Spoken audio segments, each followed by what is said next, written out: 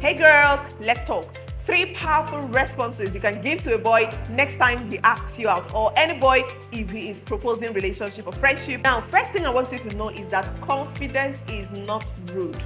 Being confident is not being rude, but it is rather attractive. So when you carry yourself the way you should, people might want to start, boys might start having interest at you, might start hitting on you, showing interest, writing love letters, proposing friendships, and wanting to date you, and on and on and on. I want to empower you today because you and I already know that this is not the time for a relationship. It's a big distraction. And so let me let you in on things that you can say when a boy proposes to you. First thing I want you to know is that it is not wrong for a boy to have interest in you. So don't say things like, Lord of Jesus, why? Don't be shocked. It's normal for a boy to crush on you, for a boy to ask you out, or for a boy to try to date you. But what your response will be in that situation is what is more important. And so that's why I want to empower you with that. So first, don't look at them with ew. Don't look at them like, are you crazy? Just give a response that is soothing and stand on that response. Don't give an idea that I can consider it in the future. Number one thing you can say when a boy asks you out is, I appreciate it, but right now I'm focused on myself.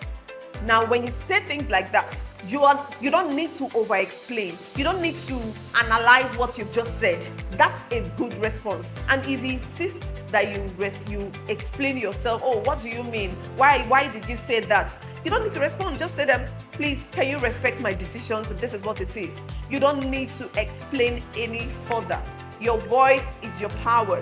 Use it. Number 2, let me think about it. So in situations where the person is rushing you and demanding you give them response ASAP, tell them, let me think about it. Now, that season and period of thinking about it, you can speak to your parents, you can speak to your mentors, you can speak to people that you respect, people that you trust their counsel. And then when you're done speaking to them, you can come back and say things like, I've thought about your proposal, and I've also spoken to people that matter in my life, like my parents, my mentors, and we arrived at the conclusion, which is that this is not the best time for me to do that.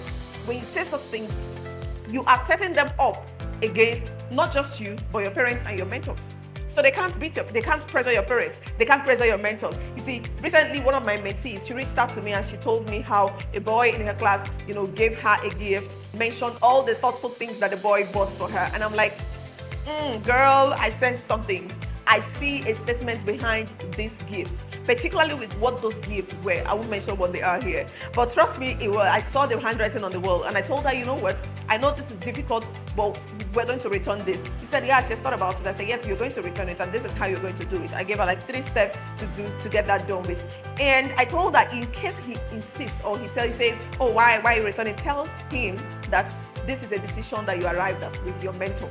Let him be up against me. Let him come and fight me, right? So you want to take on that position so that even if the person is saying, why not? Why?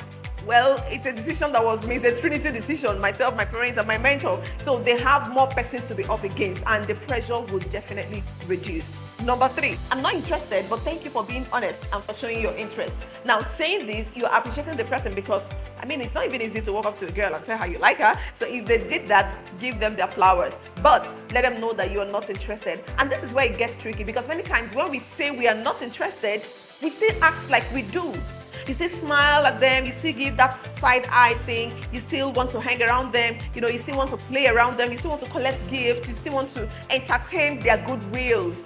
But you said you're not interested. So that's where it gets tricky. And I want you to always know that your no should be your no. You can say no. Boys don't usually accept no at the first instance. They want to push the boundary further. They want to try more. They want to, check if the doors are still open. So you want to insist on, I'm not interested. It's not the time.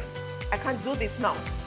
To have more things to focus on. This is a big distraction for me. So when you give whatever response from these 3 options I've given you, stand on it, be firm. Don't be lily-livered, don't be chicken-hearted, don't say things and go back to it. You're not a dog that goes back to have vomit. So stand on your decision and then let that person walk away. You know what? In the near future, the person that is right for you will definitely walk the aisle down with you, and you're going to be super excited, and you're also going to be proud of your decision. But right now, it's not the time. So girl, let's keep our heads up and focus on the future. For more tips like this, follow the President of Girls.